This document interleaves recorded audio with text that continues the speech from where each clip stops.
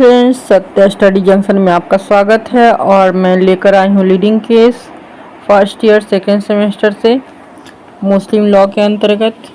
और केस का नाम है हबीबुर रहमान वर्सेज अल्ताफ़ अली। हबीबुर रहमान अपील करता है, एप्लीएंट है, वर्सेज अल्ताफ़ अली रिस्पोंडेंट है, उत्तरदाता है। केस का रेफरेंस लिया गया है 88 कलकत्ता 856 AIR 1922 PC 59। इस केस का सब्जेक्ट है लिटिमेसी का। सत्ता और संतान की वैधता से यह केस संबंधित है। केस का फैक्ट है 8 जुलाई 1951 को बोगरा रियासत के नवाब सोमान नामक व्यक्ति की मृत्यु हो जाती है। वे नवाब सोमान सुन्नी मुसलमान थे। इनकी मृत्यु के पश्चात खान के भांजे अल्ताफ़ अली एवं मृतक के भाई के औरस ने संपत्ति पर कब्जा कर लिया। वादी हबीबुर रहमान ने यह केस प्रस्तुत किया और घोषणा की कि वह मृतक सोमान का बेटा है, वैध पुत्र है, अतः सोमान की संपत्ति का असली वारिस या अधिकारी वह है। क्योंकि हबीबुर रहमान मौजिल किहेन नामक एक यहूदी से 1893 में पैदा हुआ, जो मृतक नवाब की द्वितीय पत्नी थी और विवाह के बाद उसने मुस्लिम धर्म स्वीकार कर लिया था, अतः यह नवाब का औरस पुत्र था। औरस मीन्स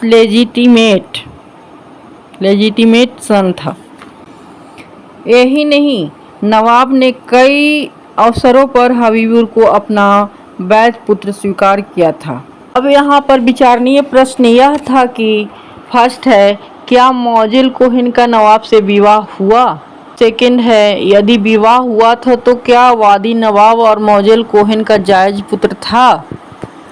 थर्ड है, क्या वादी की मृतक ने अभी स्वीकृति की थी? यदि हाँ तो उसका क्या परिणाम था?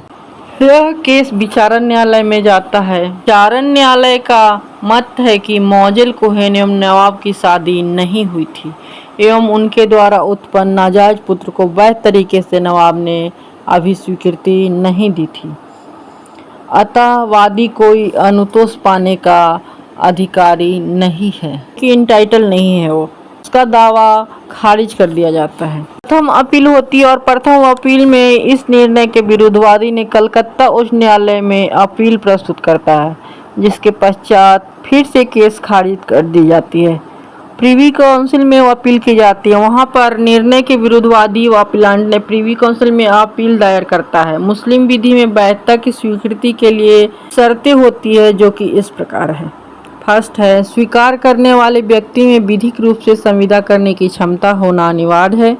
सेकंड है, स्वीकृति केवल पुत्रत्व की ही नहीं होनी चाहिए, कि वैध पुत्रत्व की स्वीकृति होना अनिवार्य है। थर्ड पॉइंट है, स्वीकार करने वाला व्यक्ति औरस यानी कि लेजिटिमेट से कम 12.5 साल बड़ा होना चाहिए।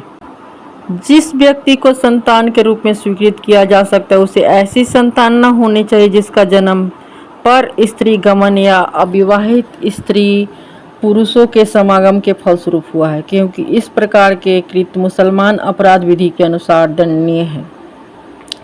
फिफ्थ पॉइंट है, जिस व्यक्ति को संतान के रूप में स्वीकृत किया जाता है उसके माता पिता अज्ञात होने चाहिए आदि। तो के विवेचन से यह जाहिर होता है कि वादी पर स्त्री गमन से उत्पन्न संबंधों का परिणाम है, अतः वह अवैध है और उसको वैध तरीके से अपनाया नहीं जा सकता है। इसका निष्कर्ष है, कंक्लूजन है कि अपीलांट अपना पक्ष सिद्ध करने में असफल हो जाता है और अपील खारिज कर दी जाती है। इस केस का प्रतिपादित विधि का सिद्धांत है, मुस्लिम विधि के अंतर्गत औरस यानी कि लेजिटिमेट होने के लिए पुत्र का किसी पुरुष तथा स्त्री या किसी पुरुष तथा उसकी दासी से उत्पन्न होना आवश्यक है। अन्य प्रकार से हुई उत्पत्ति जीना अर्थात वैध संभोग की उत्पत्ति मानी जाती है, जो औरस नहीं हो सकती है।